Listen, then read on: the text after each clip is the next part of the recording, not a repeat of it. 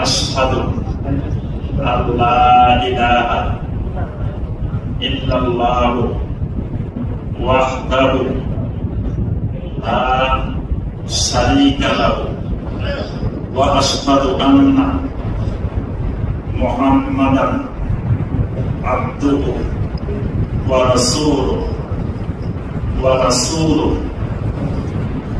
আমি সাক্ষ্য দিচ্ছি যে আল্লাহ তাআলা ব্যতীত সত্য কোন মাবুদ নাই, তিনি একক, তার কোন শরীক নেই।